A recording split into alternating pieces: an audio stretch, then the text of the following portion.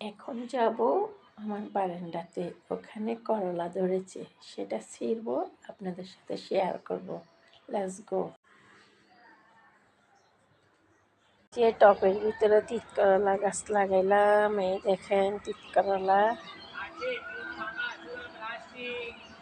ছোট ছোট পোস্তা, এই যে ছিঁড়তেছি, ছোট ছোট পোস্তা সিবে সিবে ঢুকে দুটা লম্বা তিত করলা, এই যে বড় লটকি আছে, এটা ছিঁড়বো।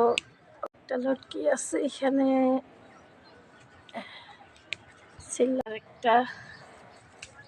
দেখেন আজকে এগুলি ছিললাম, এগুলি আজকে ভাজি করব, পরবর্তীতে আবার ধরলে এগুলি ছিঁড়ব।